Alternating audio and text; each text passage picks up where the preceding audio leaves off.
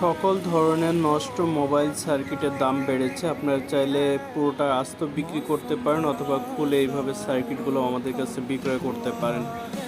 বিস্তারিত